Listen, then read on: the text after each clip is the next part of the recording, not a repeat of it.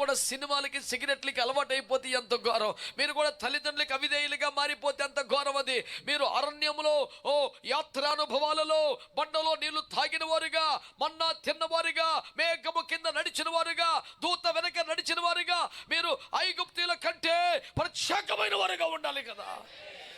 మీకు అరణ్యాత్ర అనుభవాలు ఉండాలి తప్ప ఐగుప్తు బుద్ధులు ఉండడానికి వీల్లేదు. ఐగుప్తు ఆశాలన్నీ విడచి వాళ్ళు అసలు మనకు ఆ ముక్తగా తెలియదు కదా.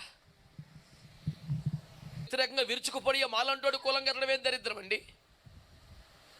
మా నాన్న మమ్మల్ని ఎట్ట పెంచాడు తెలుసా? కులం పేరు ఎత్తేవాడు కుక్కని పెంచాడు. డాడీ దగ్గర ఆ పదం ప్రస్తావించాలంటే గజ్జున చెమటలు పట్టే పరిస్థితి.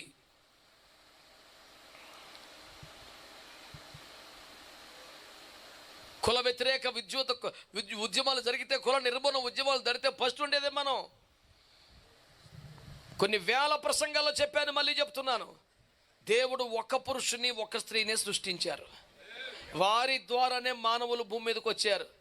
ఒక అమ్మకి ఒక నాన్నకి పుట్టిన వాళ్ళకి నలుగురు పుట్టినా 40 మంది పుట్టినా 4 కులాలు వచ్చే ఛాన్స్ లేదు.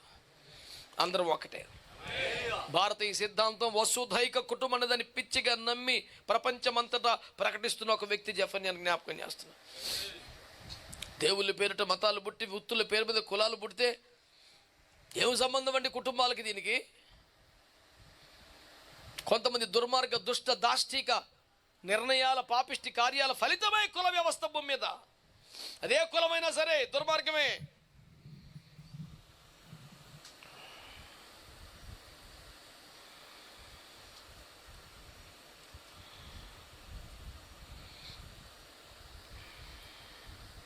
కనుక దేవుని బిడ్డలారా,